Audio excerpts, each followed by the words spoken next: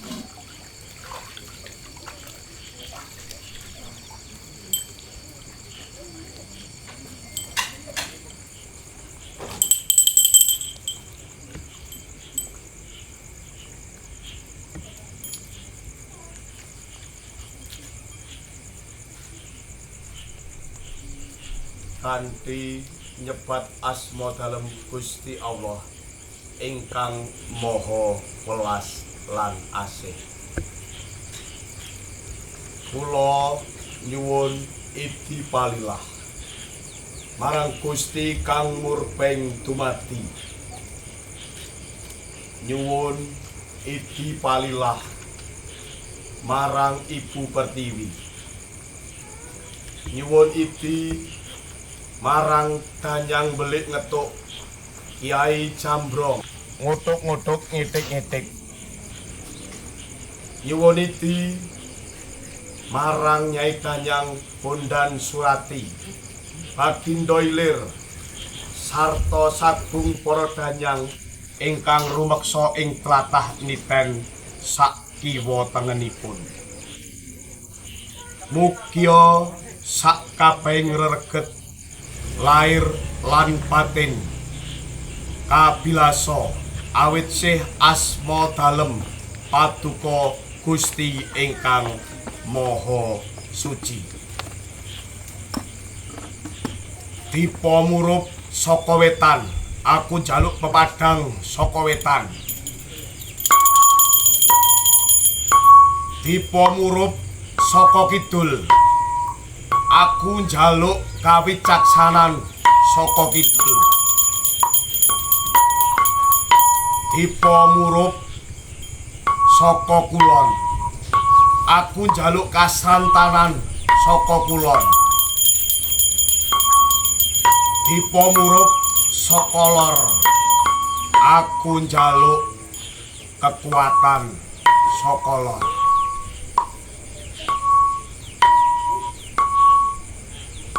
Bapa Akasa, kula nyuwun megaring song-song kencana. Ibu Pertiwi, nyuwun daya dayaning pambudi. Papat kiblat kalima pancer, mugia nyawiji ing sakjroning rasa sejati. Nyi Pamong, Kyai Pamong, Kakang Kawahadi hari-hari reksanen jabang bayimu iki. Oh, Sang Yang Suksma kang linuwih, mugia kawula paring pitedah kawilujengan kasampuraning budi kalawan pakarti.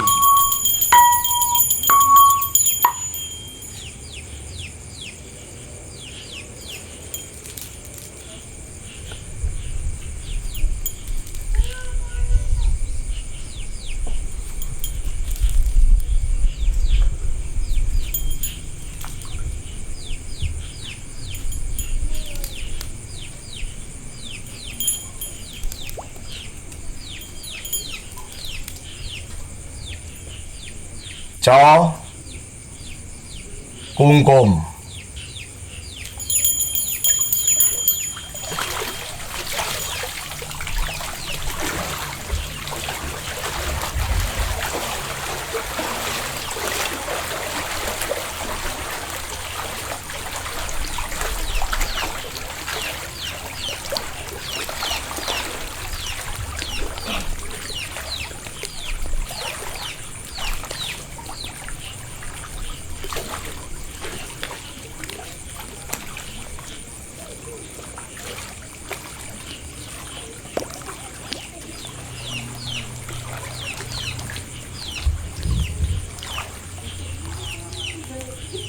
jengkeng toya wening dumugi ing jangga.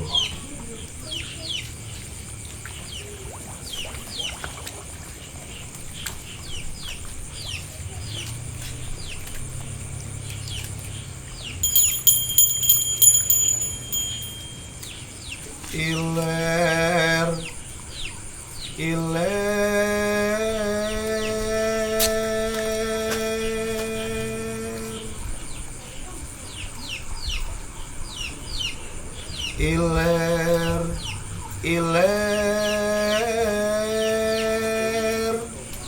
tanduke wis ngalilir tak ijo royo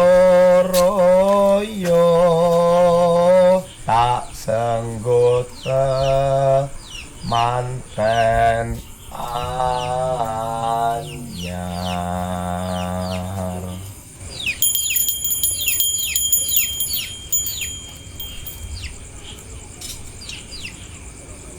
Bocah angon,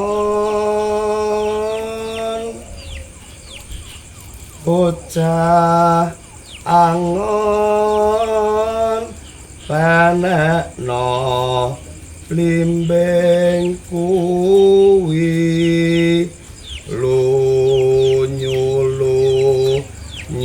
penekno kanggo baso tototira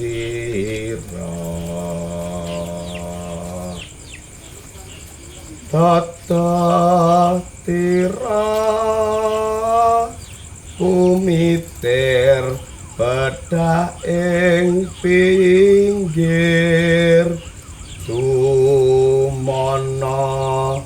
Jumatana kanggo sepo mengko sore mumpung padang rembulane mumpung jembar kalangane.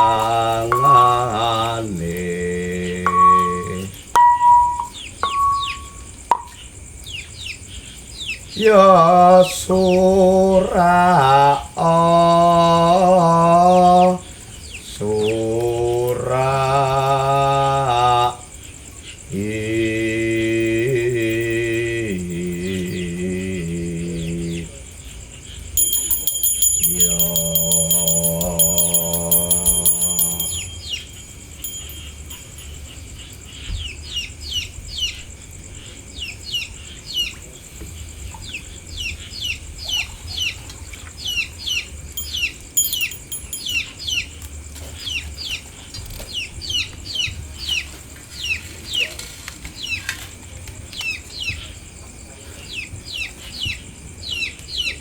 wis sirna regeting nala sukertane binilas tirta suci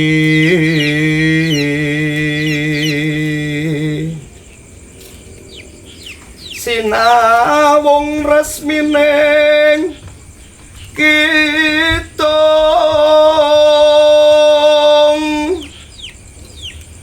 pinuja jroning sastra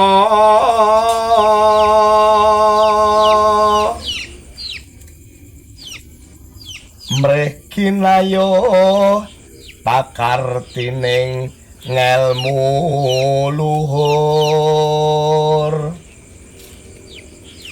mring lalakuning manungsa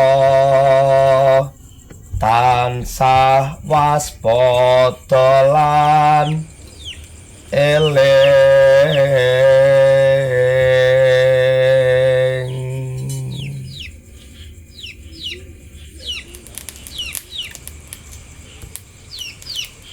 mugi kabeh kang kinarsan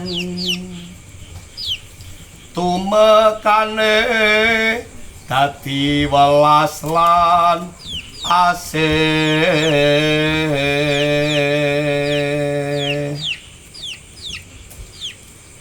pinayungan song-song agung iku pondok utama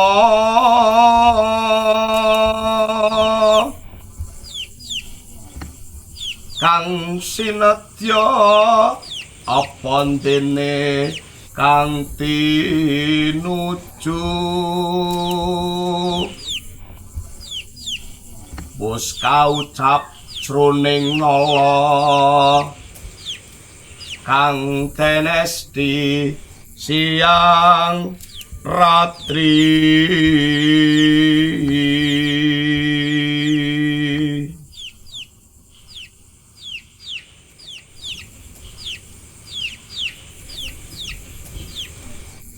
tirta wening pumalasa wujud toya pirantine resik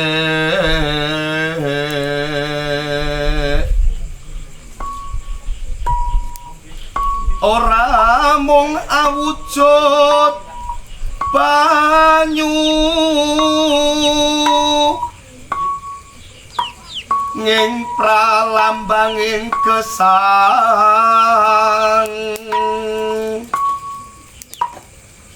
angresiki pakartining ingkang diyu ngruwat sak kathahing ala tumangaring tindak cuti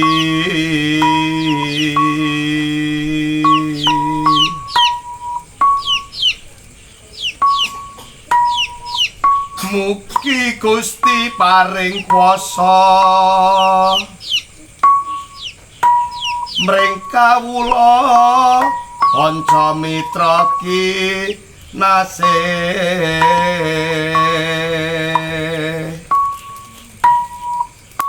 nglebur dosa klawan luput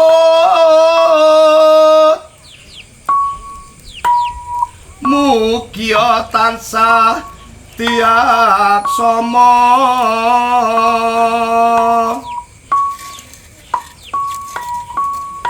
lampahing margi utamaning yakti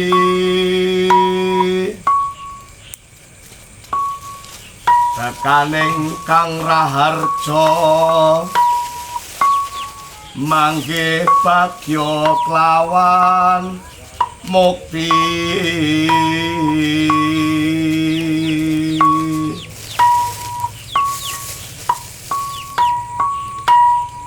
padha iki kang pungkasan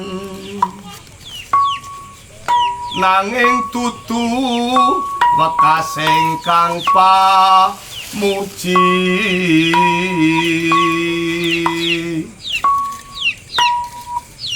awet laku jati iku lumaku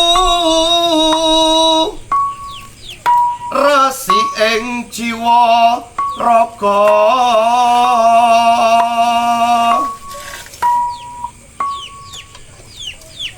yen mangkono kena siniput wong teguh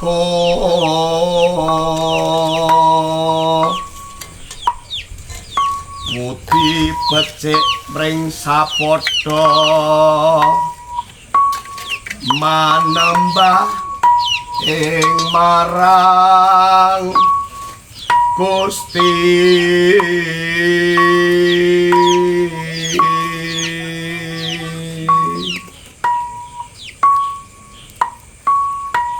sembah kula kunjuk dumateng Gusti ingkang murping dumadi bekti kula kunjuk dumateng Ibu Pertiwi. Bekti kula kunjuk danyang belik ketuk Kiai Jambrong ngutuk-ngutuk etek-etek. Bekti kula kunjuk Nyai Danjang Bondan Surati Bagindo Ilir sagung para danyang ingkang rumeksa ing niten sak kiwa tengenipun. Sembah nuwun tirta wening pirantining resik. Rahayu, rahayu, rahayu sagung dumadi.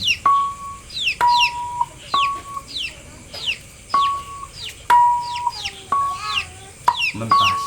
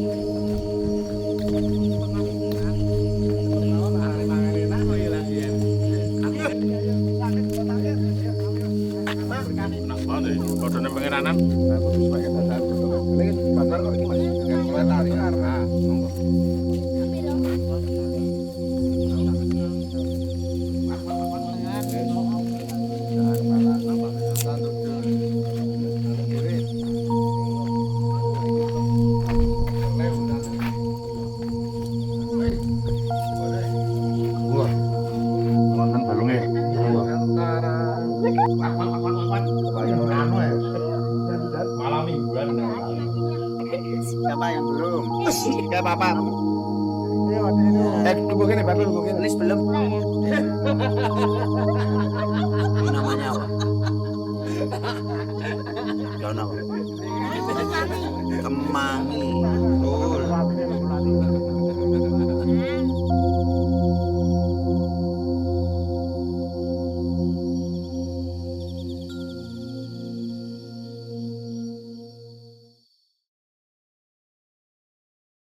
Ya, kalau struktur kita memang harus seperti itu, 3 kerangka ya. Wiwitan, tengan, pungkasan. Seperti tadi kita mengawali dengan menyebut Gusti, kemudian dengan ketika proses hukum dengan ilir-ilir, kemudian dipungkasi atau diakhiri dengan pangkur. Kalau doa permohonan harapan itu monggo, karena doa kan lesan dari manusia itu sendiri. Kalau yang Danyang sini memang harus disebut. Itu satu Kiai Danyang Ki Jambrong ngutuk-ngutuk ngedek-ngedek. Kemudian Nyai Bondan Surati Bagindo Ilir, dan secara umum kepada para danyang yang rumeksa di tlatah Niten.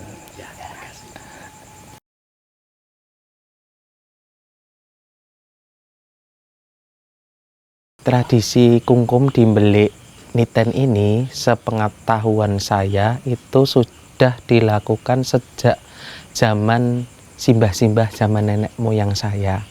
Jadi tidak teridentifikasi karena sejak dari dulu itu memang sudah ada Mbelik Niten ini.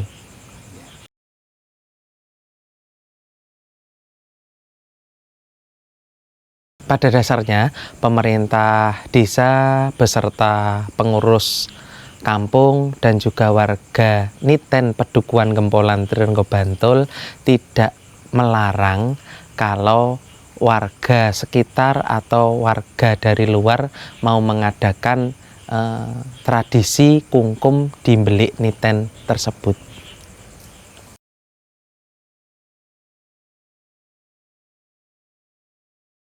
Sejarah Mbelik ya istilahnya sepengetahuan saya ya. Kalau Mbelik Niten ini dari cerita tutur masyarakat kampung Niten sini, terutama dari simbah-simbah saya dulu, Mbelik Niten ini sebenarnya sudah ada sebelum kampung ini ada. Terus sumbernya bukan dari sini, sumbernya itu sebenarnya di utara, seberang jalan, selatan jalan. Terus dulu satu kotak itu yang bikin kan Belanda, itu bangunan Belanda, bukan bangunan pemerintah sini, bukan. Terus sumber itu ada 4 sumber mata air, yang sekarang tinggal 1 yang pojok barat utara, yang lainnya jadi kecil-kecil. Cuman 1 itu gede banget sekarang, ya sampai ini sekitaran sini. Terus kalau orang-orang sini dulu ya tempat ini ngetuk sini itu digunakan istilahnya buat apa ya, nyuci atau mandiin hewan ternak segala macam seperti itu ya. Kalau yang membangun ini dulu ada warga sini namanya Pak Marto, itu dulu Pak Polisi ya, dia jago lurah. Terus ini dibangun, jadi yang ada sekarang ini bangunan baru, dalam artian pohon ini, pohon itu, ini yang lawas nggak ada, tinggal ini tok ya, Pak Marto almarhum sekarang. Terus sekarang jadi begini. Sekarang jadi begini, terus itu bangunan baru, ada program dari kelurahan ya, dibangun apa talut lah istilahnya seperti itu.